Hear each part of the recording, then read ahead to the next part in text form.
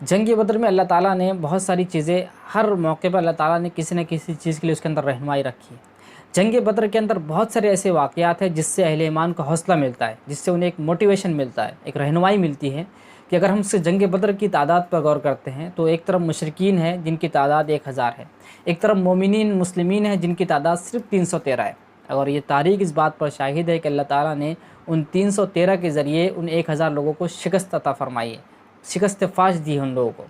یہ اس سے ایک بہت بڑا حوصلہ ملتا ہے مومنین اور مسلمین کو، اور بہت ساری اس جنگ کے اندر، جنگ بدر کے اندر ایسی چیزیں چھپی ہے جس سے ہم رہنمائی حاصل کر سکتے ہیں۔ تعداد کا انسان کو کبھی بھی غم نہیں ہونا چاہیے، بلکہ حوصلہ، اگر ایمانی قوت جتنی مضبوط ہوتی ہے اتنی اللہ تعالیٰ کی غیبی تائید اور غیبی مدد آتی ہے کہ اللہ تعالیٰ مومنین اور مسلمین کی پھر مدد کرتا ہے فرشتوں کے ذریعے بھی۔ اس میں سے جہاں جنگ بدر کے اندر بہت سارے واقعات ہوئے ہیں، اس میں سے ایک واقعہ ایسا ہے جس سے ہم رہنمائی حاصل کر سکتے ہیں، اس موجودہ حالات کے اندر ہم اس کو سمجھ سکتے ہیں کہ دین کے تعلق سے ہمیں کیا کچھ کرنا چاہیے۔ جب مشرکین کا اور مومنین کا جب قافلہ دونوں کا آمنے سامنا ہوا اور بس جنگ ہونے والی تھی، تو اللہ کے رسول نے مومنین کو جنگ پر ابھارا ہے اور کہا ہے کہ ایسے لڑو، ایسے لڑو، اور بزدلی مت دکھاؤ۔ جو بزدلی نہیں دکھائے گا اور بہت بہادری کے ساتھ میں لڑے گا تو اللہ تعالیٰ اسے جنت عطا کرے گا، اللہ تعالیٰ اسے جنت میں جگہ دے گا۔ تو پھر وہاں اس وقت میں اللہ کے رسول نے ایک جملہ کہا کہ قوموا الی جنت ارضها السماوات والارض، کہ اٹھو اس جنت کی طرف، دوڑو اس جنت کی طرف، کھڑے ہو جاؤ اس جنت کے لیے جس کی چوڑائی آسمانوں اور زمینوں برابر ہے۔ تو ایک صحابی اس وقت میں موجود تھے جن کا نام عمیر بن حمام ہے۔ جب اس صحابی نے اللہ کے رسول کی زبان سے جملہ سنا تو کہا کہ بہت خوب، بہت خوب۔ تو اللہ کے رسول نے کہا کہ تم نے یہ بہت خوب، بہت خوب کیوں کہا؟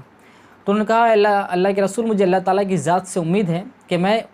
ان جنتیوں میں سے رہوں گا، جو جنتی اس میں جو شہید ہو جائیں گے اس میں، یعنی میں ان جنتی لوگوں میں سے رہوں گا۔ تو اللہ کے رسول نے کہا کہ ہاں تم انہی میں سے ہو، تم ان جنتیوں میں سے ہو۔ تو اس وقت سے بعد میں انہوں نے اپنے ترکس سے کچھ کھجوریں نکالی اور کھجوریں وہ کھانے لگے، اور پھر خود سے کہا کہ اگر میں کھجوروں کو ختم کرنے لگا تو پھر تو میں بہت دیر کر دوں گا،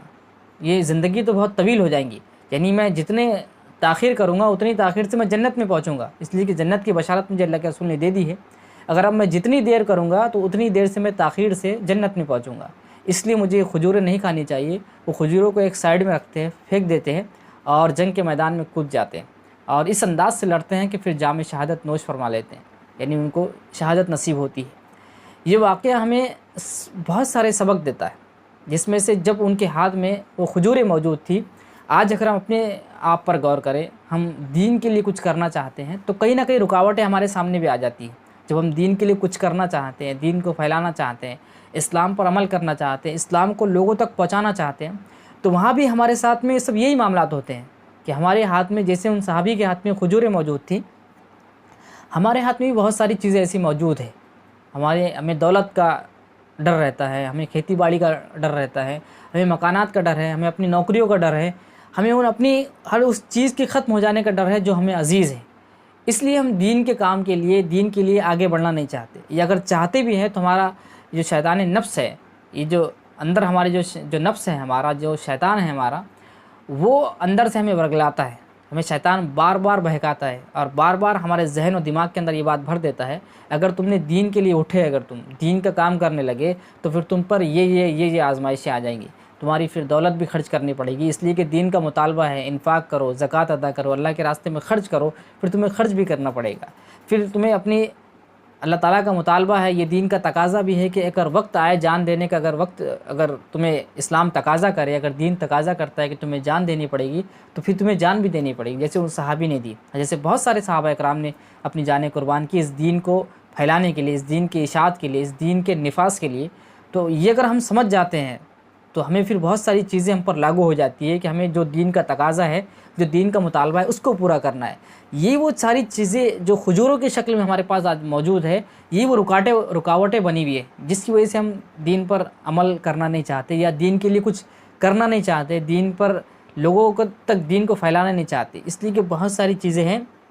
اگر ہم یہ کرنے لگے تو اس کے لیے پھر یہ قربانیاں دینی پڑیں گی۔ تو یہ شیطان ہمیں بار بار جب بھی ہمارے ذہن و دماغ کے اندر یہ خیال آئے کہ ایسا نقصان ہو جائے گا، یہ نقصان ہو جائے گا، تو اس وقت میں ہم کو فوراً سمجھ لینا چاہیے کہ جب دین کے لیے ہم کوئی کام کرنا چاہ رہے اور وہاں ہمارا ذہن، ہمارا نفس، ہمارا دل ہمیں یہ باتیں سمجھا رہا ہے کہ اس سے نقصان ہو سکتا ہے، اس سے خسارہ ہو سکتا ہے، تو ہمیں فوراً سمجھ لینا چاہیے کہ یہ شیطانی چال ہے، یہ شیطانی حربے ہے، یہ شیطان ہمیں بہکا رہا ہے، یہ شیطان ہے جو ہمیں بار بار ہمارے ذہن و دماغ کے اندر یہ بات ڈال رہا ہے کہ یہ اس سے اگر دین کا کام کرنے لگے، دین کو پھیلانے لگے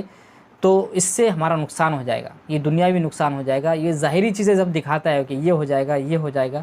اس لیے ہمیں فوراً سمجھ جانا چاہیے کہ اس کا مطلب شیطان ہمارے پیچھے بہت طاقت اور بہت قوت کے ساتھ میں لگا ہوا ہے۔